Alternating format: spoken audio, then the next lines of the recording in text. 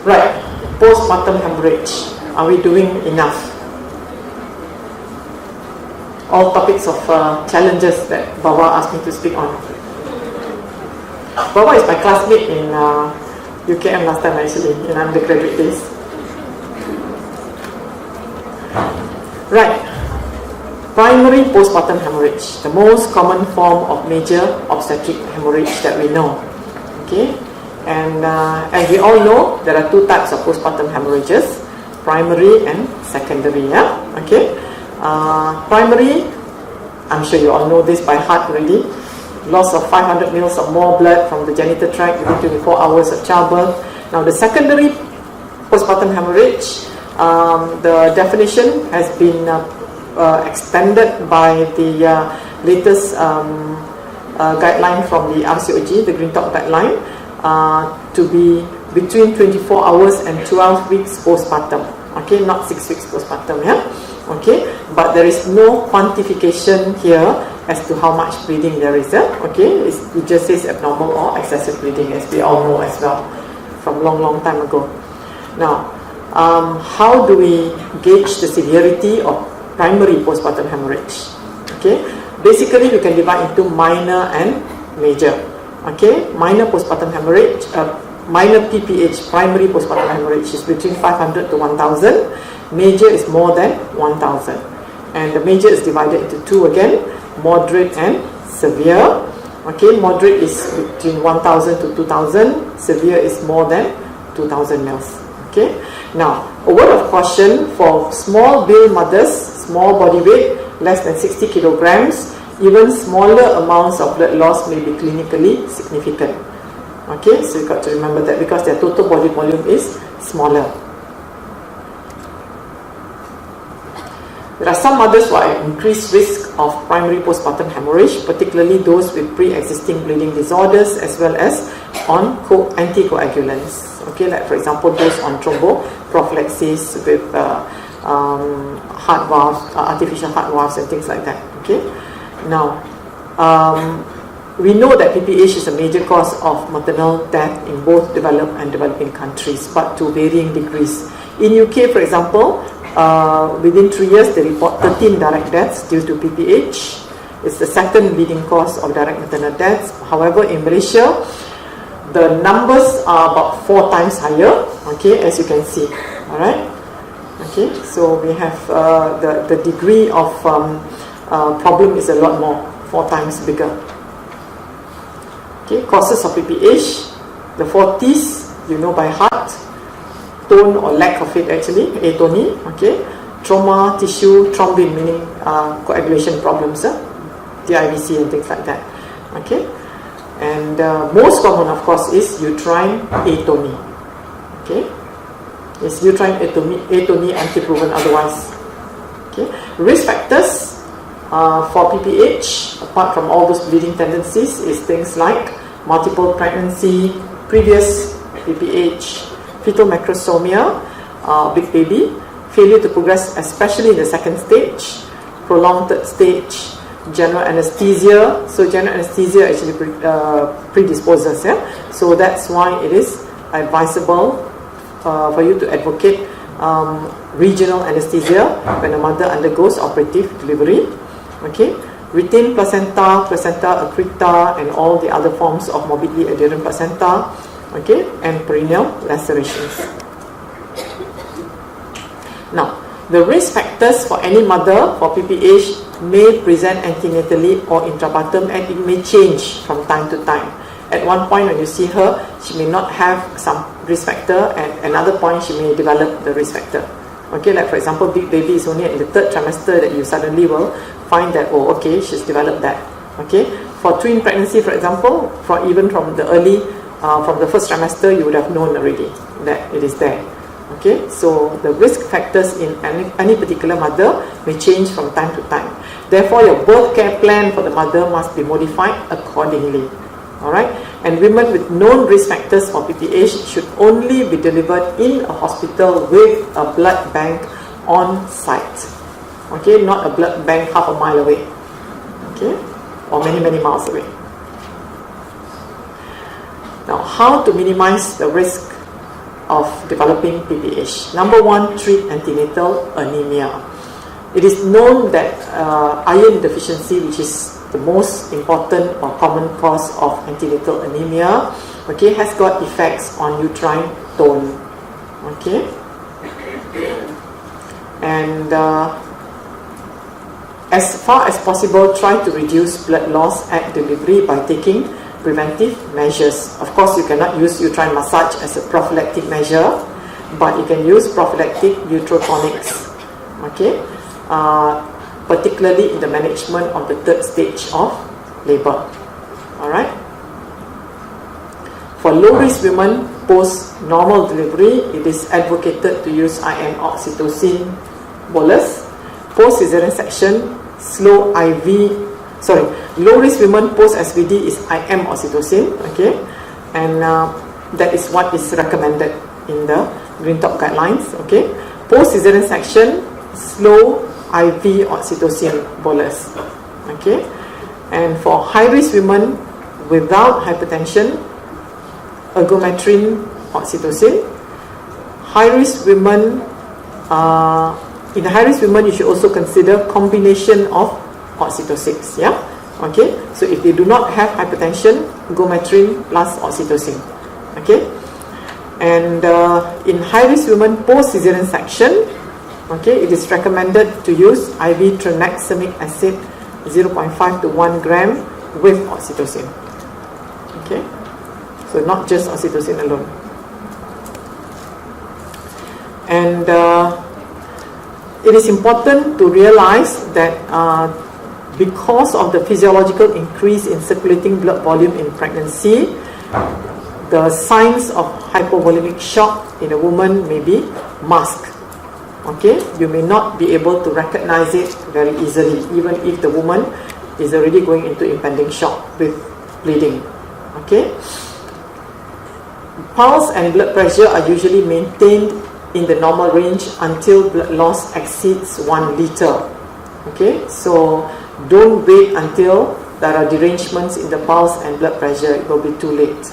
Okay, when the blood loss is between 1 to 1.5 liters, then only tachycardia, tachypnea, and a slight fall in systolic blood pressure will develop. Okay, and when the blood loss exceeds 1.5 liters, then only the systolic blood pressure drops below 80, the tachycardia will worsen, the tachypnea will worsen, and there will be altered mental state. Okay. Now, this shock index, okay, is an indicator of how bad the situation is. Okay, when you want to relay, to convey over the phone to somebody, okay, that kind of thing, or you want to monitor the patient. Alright, this is the heart rate divided by the systolic blood pressure. In the non-pregnant patient, the normal shock index is 0.5 to 0.7. However, in pregnancy, the obstetric shock index, according to a paper published in 2014 in the International Journal of Gynecology and Obstetrics, okay, it says the shock index should be the normal shock index is 0.7 to 0.9. Okay, and now visual estimation of blood loss may be not so accurate, but it is still quite useful in order to be used as a documentation or description. Okay, so you need to be familiar with this. Okay, I'm taking this from the ICO book. Alright. A fully soaked sanitary pad, for example, means there's 100 ml of blood loss. One whole kidney dish full of blood is 500 ml. Okay, a fully soaked sarung is 700 ml of blood. Fully soaked vaginal pad, 80 ml. Okay, and if your linen protector is fully soaked, it's beyond 1.5 liters. Okay. Now, communication is very important, okay, because you also need multidisciplinary teamwork in order to manage postpartum hemorrhage. Okay, of course, you have to communicate also with the patient and the partner, because PPH often occur unexpectedly, and then the patient and the partner will be bewildered. Why, 1 minute everything's okay, suddenly everything goes haywire. Alright, so the patient and the partner should be kept informed and reassured at all times, and whatever clinical development that takes place and the proposed management needs to be conveyed, okay, to the patient and the partner. The patient, of course, it depends on how aware she is, okay, her mental state at that time, but the partner also needs to be informed well. Alright, earlier, easier said than done, I'm sure, right? Okay, in all your chaos and havoc in the labor room, very often you forget about telling people what is going on, right? Especially the family members, the partner, okay? So somebody will have to take that up. And early involvement of senior staff is important, including anesthetists as well as laboratory specialists like hematologists and also the investigation lab staff, okay? And for minor PPH, first line staff should attend, but the seniors should be alerted. Now for major PPH, the senior staff should attend to the patient. Now what do we mean by first line staff in the case of minor PPH? This is those with blood loss between 500 to 1000, less than 1 liter, okay? An experienced midwife should be there in addition to the midwife in charge of the patient. Obstetric and anesthetic middle grade in our setup, I think this would mean a medical officer, okay? And the on-call clinical hematologist should be informed, okay? And support staff should be ready for delivery of specimens and blood, okay? Senior members of the obstetric team should be alerted, okay? The anesthetic team as well. Now for major PPH with blood loss of more than 1000 and the patient is in shock or there is ongoing bleeding, okay, the senior members of staff should be involved as well, okay, and standard form of words should be used. This is like staging or grading of in oncology, okay. You should know what each other are talking about when you say something. Like if you say major PPH, the other side should know what is major PPH, okay. We don't want any miscommunication or misunderstanding to occur, right? This is where training is very important, all right, in training and drills, okay. And there should be an agreement to a time scale in which to deliver the blood components, how quickly the blood components should arrive. Right, these are the mechanisms of communication that can be practiced in such a chaotic situation. Of course, the first thing is to trigger red alert. The hospital should have a red alert protocol and knows what to do when, what to expect, what red alert trigger means, and how to respond. And ISBA is a mechanism of communication which is very useful. Okay, in other words, when you call somebody on the phone, okay, first identify yourself. Who are you? Okay, and describe the situation, what is happening, okay, and then give the background of the patient.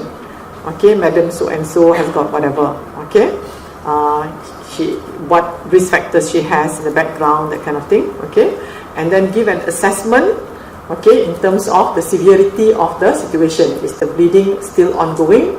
Has it stopped? Okay, and the recommendation to the person on the other side. Should you come, or can you just stay at home and I just call you on the phone? That kind of thing. Okay, you can transmit what you think is reasonable. Okay, because you are at the location of the what is happening. All right, the incident. Now, closed loop communication at the site of the incident is also very, very important. Okay, once there is an instruction, there should be a response. Okay, it's very vital, but very often, especially in our setup where people are very berat mulut, everybody doesn't want to speak anything, this very often doesn't happen. Somebody gives the instruction, nobody says anything, and you don't know whether people hear the instruction or not. For one thing, the person giving the instruction must identify who the instruction goes to. Okay, houseman, you do this. MO, you do this. Okay, that kind of thing. Okay, the team leader. Alright, that's the job of the team leader. Okay, or even anybody else who wants to give an instruction or advice or whatever, you should identify who you want to give it to. Okay, and there should be a scribe on the side for documentation. Somebody has got to be appointed as the person documenting everything. Her job or his job is nothing but to write down everything that goes on, all the communication that goes on, and all the happenings, the vital signs and things like that. Okay, so for example, the team leader gives an instruction, then the team member repeat back the instruction. It's very important. Okay, like you say, houseman, insert the granula. So the houseman will say, okay, I insert the granula. Okay, and then the scribe will record that. Okay, and the team member then does the task. Okay, and then reports back, I've already inserted the granula. Okay, so everything must be said, verbalized. Okay, and then the team leader acknowledge, okay, done. Right, and the scribe record again. Okay, granula inserted. Okay, what time? Alright, so that sort of thing. But I'm sure you agree if I say that, you know, very often this kind of thing doesn't happen on the ground, right? When a PPH happens, everybody goes havoc. Okay, the documentation will be like post-events. Very often in the notes you will find the registrar like post-event documentation, which is actually not the ideal. Okay, very often you miss out things. Alright, and when a medical legal issue comes up, okay, a lot of things are not there. Alright, so it's very important. Come to the ICO training, Munis? Then you'll be taught all these things. Right, so for example, when I say, you know, terms have to be in sync with each other. Okay, if you say controlled major obstetric hemorrhage, the person on the other side should understand, oh, what is controlled major obstetric hemorrhage? Okay, as opposed to say ongoing major obstetric hemorrhage. That means the patient is still actively bleeding. Okay, so that would tell the person on the other end of the line the urgency of the situation. Okay, now very importantly for the consultants, you must be receptive to concerns expressed by less experienced or junior medical practitioners and by the midwives. Don't downplay any concerns. Alright, the consultants and specialists lah, you know, very often say, ya ka, betul ka? Right? Okay, you must take heed of the warnings that are given by your junior staff and also by the midwives. Alright? And the RCOG recommends that if the PPH exceeds 1.5 liters and hemorrhage is continuing, the consultant obstetrician should be on site, attending to the patient. That I'm sure happens. You know, we have very good consultants around, right? Very responsible. And right, resuscitation. For minor PPH, this is 500 to 1,000 mils of blood loss. Okay, suffice to have one 14 gauge IV access. You don't have to put in two. Okay, and take bloods for group and screen. You don't really have to cross match straight away. But again, it depends on your logistics in your place. Okay, how far the blood bank is from the ward. Full blood count, coagulation screen. Okay. The coagulation screen is recommended to include serum fibrinogen, okay, because that will tell you whether you need cryoprecipitate or not. Okay, vital signs needs to be monitored every 15 minutes and start a warm crystalloid infusion. Very important to warm everything, okay, and keep the patient warm as well, because if the patient is hypothermic, then a lot of the things that you do may not be effective. Alright. And in major PPH, first thing is of course airway breathing circulation and high flow oxygen, and position the patient flat, keep the patient warm, 2 IV accesses, 14 gauge, and you should group and cross match 4 units of packed red cells straight away, okay, besides all the other investigations, and transfuse blood as soon as possible. In the meantime, infuse up to 3.5 liters of warm clear fluids in the form of crystalloids or colloids. Okay. Now, when you transfuse the blood, do not use blood filters because that will slow down the transfusion rate.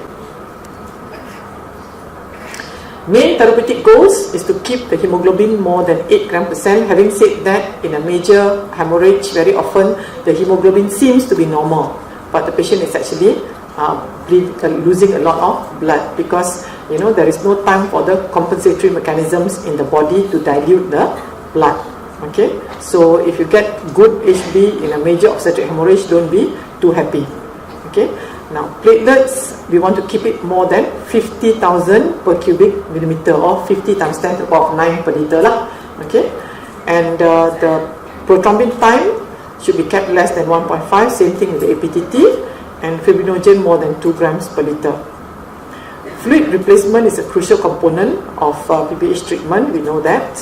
Okay, and dilutional coagulopathy may occur when you give large volumes of crystalloids and colloids and red cells, okay, with insufficient transfusion of fresh frozen plasma and platelets. So remember your FFP and platelets as well. I'm sure your various hospitals have got MTP protocols, isn't it? Massive transfusion protocols, okay? So if PT or PTT is prolonged and bleeding is ongoing, you need to start giving FFP. And if you give 4 units of packed red cells already and bleeding is still ongoing, again 4 units of FFP. Okay? If platelet counts is less than 75, bleeding is ongoing, give platelets. If fibrinogen is less than 2 and bleeding is ongoing, again give cryoprecipitate. That's when you give cryo. Okay? But very often in our setup, when you start giving FFP, you start giving cryo as well, right? Okay? Because we don't routinely do fibrinogen as far as I know. Okay, in most hospitals. Now, there is no firm criteria when you should start giving blood transfusion. Just play by ear. Okay? Patients with acute blood loss may have a normal HB, as I mentioned. Okay? So the clinical evaluation of the bleeding is very important. MTP must include provision of emergency blood with immediate issue of O negative and K negative blood. K is another antigen that has been recognized. Okay, but I don't think that is practiced in our setup. We just go by O neg. Okay, we don't have K neg. And we switch to group-specific blood as soon as possible. Even O-negative blood, I think we hardly have that. Most of the time, as a substitute, we're given O-positive blood. Okay, but I think it's not too bad because 85% of our population is, more than that. 98% of our population are rhesus positive. Okay, 98%. Only 2% are rhesus negative. Okay, as opposed to in UK, for example, 15% are rhesus negative. Okay, so that's why O-neg is more important for them. Okay, ours, I think at least if you have O positive, it's good enough. Now, in hospitals with this is in UK, they have electronic issue of blood. Okay, so they don't really have to cross match. So this is where technology comes in. We do not have this yet. Okay, they can have ready cross match using electronic matching of the blood. Okay, and the reason why we use Buffy-Coat poor blood is because it reduces CMV transmission, and something we should consider is autologous transfusion. Okay, but I think most of our hospitals do not have the mechanism for that. Too early FFP transfusion may be unnecessary, and it may increase the risk of transfusion-associated circulatory overload as well as acute lung injury due to transfusion. Now, recombinant factor 7A, does it play any role? It is not recommended at the moment unless as part of a clinical trial. Okay, it reduces blood loss by enhancing tissue factor-dependent coagulation.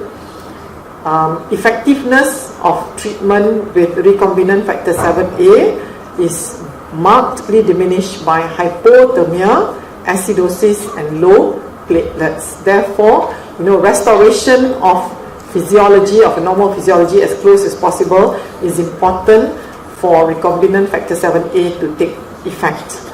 Okay, that's why keeping the patient warm is one of them. So, in other words, recombinant factor 7A is not really recommended and should not be a cause for delay in treatment of the patient or transfer of the patient. Okay, this is an example of massive transfusion protocol. I'm sure you have in your various hospitals. Okay. What is important is the ratio of transfusion should be 1:1:1 between red cells, FFP, and cryo. Okay, investigations and monitoring in major PPH. 2 14-gauge cannulas, I've mentioned that, and all the investigations as well as group and cross-match of at least 4 units of packed red cells. Okay, monitoring of the vital signs every 15 minutes. Monitor the urine output with an indwelling Foley catheter, which also serves to enhance the contraction of the uterus. Okay, start a MEOWS chart or modified early obstetric warning score chart. Okay, and if there is any problems, you should promptly respond to it. Documentation of fluid balance is important. Okay, and consistent re-evaluation for early detection of re-bleeding, and consider transfer to ICU.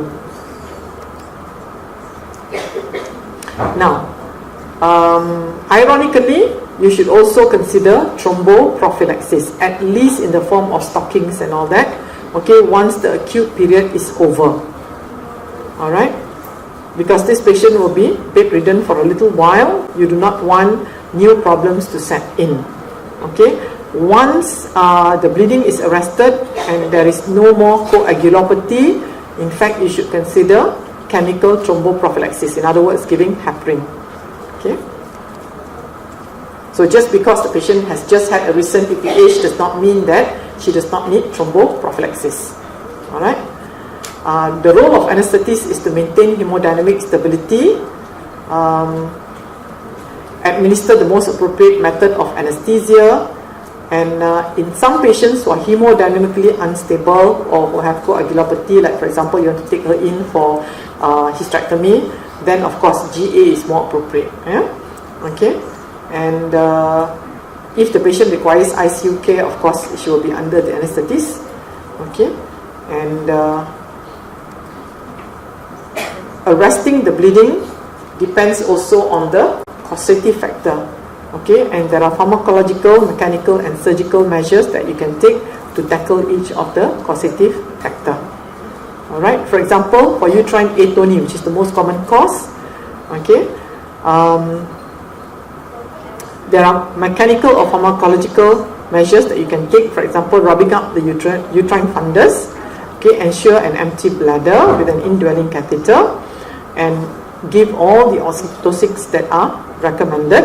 Okay, like oxytocin, ergometrin, oxytocin infusion as well as carboprost, which you can repeat every 15 minutes to a maximum of 8 doses. Now, misoprostol, it's a pity that we don't have it in Malaysia anymore. It's such a useful agent to have. Okay, I hope OGSM will do something about that. Okay, we recommend it to the government to get it back in circulation. We know that it's available in the black market. And aortic compression, anti-shock garment, all that. Okay, if the patient needs to be transferred. Now, surgical measures. First line is to start with intrauterine balloon tamponade. Okay, and if it seems to arrest the bleeding, then you don't need a laparotomy. Okay, 4 to 6 hours of placement is adequate to achieve hemostasis. Alright, and then if that doesn't work, you go on to conservative surgical intervention. Open up the patient, but first of all, do hemostatic suturing, like for example B-Lynch or HAYMAN sutures, or internal iliac artery ligation or ligation of the uterine arteries. These are the conservative surgical intervention before you come to the drastic one, which is hysterectomy. That's the last resort. This is HAYMAN suture for those of you who have not seen this before. B-Lynch, I'm sure you're quite familiar, right? Okay, this is HAYMAN. HAYMAN is suitable and recommended if there are no if there are no wounds on the uterus. Okay, no wounds on the uterus, meaning that it's a patient who had a vaginal delivery. Okay, because it doesn't need any openings to be made on the uterus, as opposed to B-Lynch. Okay, now this is these are maneuvers that you can use for transfer of the patient, either transfer to OT or transfer further than that. Okay, for just simple transfer to OT, if the patient is in shock, you can use compression of the abdominal aorta. Okay, for transfers to outside of your hospital to a tertiary hospital or something like that, you can use the non-pneumatic anti-shock garment if you have one. Do you have one? Any hospital have got this? None. Nobody at all. The anti-shock garment, tak ada, eh? Now, if this is too expensive for you to buy, we have a local alternative. Okay, this is developed by UKM, although it was not actually tested for postpartum hemorrhage, but for traumatic hemorrhage. Okay, but it is already patented. Okay, must be much cheaper than the UK one now. So if you're interested, you can contact me. Now, this is stepwise uterine devascularization. Okay, as a conservative surgical measure. Okay, high uterine artery ligation as well as low uterine artery ligation, and then ovarian artery ligation. Then last of all, internal iliac artery ligation. Now for that, you've got to call people like Dr. Rushdan. I hope we can train more people to do it. Yeah.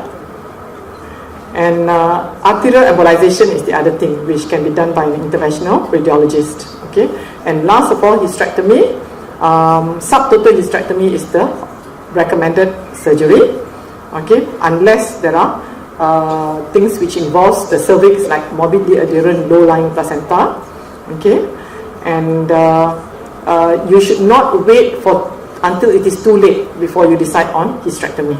Okay, and early recourse to hysterectomy is recommended, especially in morbidly adherent placenta or in uterine rupture. Okay. Now this is the, I'm leaving my lecture here, so I don't know whether the organizers will be distributing it or whatever. Okay, this is the algorithm for primary postpartum hemorrhage.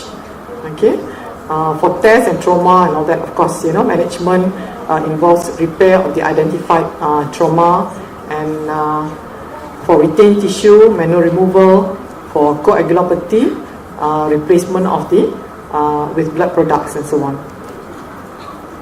The secondary postpartum hemorrhage, just very briefly, in all cases, well, basically the cause is usually either endometritis or pseudoaneurysm, okay, or retained tissue in the uterus. Okay, for all three, antibiotics is the mainstay of treatment.